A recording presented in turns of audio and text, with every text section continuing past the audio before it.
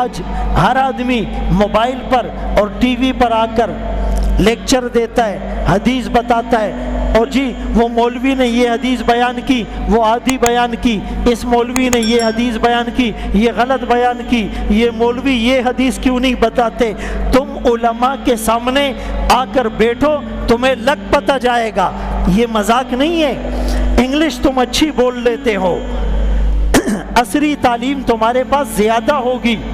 Technology اور modern era کا تمہیں زیادہ پتہ ہوگا، ہم اس سے انکار نہیں کرتے ہیں، لیکن خدا کی قسم قرآن اور حدیث کو جس طرح علماء نے سمجھا ہے اور علماء نے اس کے اسرار اور رموز اور معارف اور دقائق کو دنیا کے سامنے کھول کر رکھا ہے، اور عربی گرامر کو اور لغت کو جس طرح علماء سمجھتے ہیں، تمہارے خواب و خیال میں بھی وہ نہیں ہے۔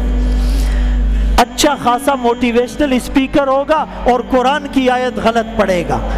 بھائی تم نے بنیاد ہی غلط رکھ دی۔ جو کوئی بلڈنگ بناتا ہے اور اس کی پہلی بنیاد ٹیڑھی ہو وہ کبھی سیدھی بلڈنگ بن سکتی ہے؟ تو قرآن کی بنیاد صحیح تلاوت، صحیح تلفظ، صحیح مخارج، صحیح قواعد، صحیح ضوابط، صحیح جگہ پر وقف کرنا، صحیح جگہ پر وصل کرنا، صحیح جگہ پر مد کرنا، مد متصل الگ، مد منفصل الگ، یہ تمام باتیں علماء سمجھتے ہیں اور سمجھاتے ہیں، آج دین اصلی شکل میں محفوظ ہے۔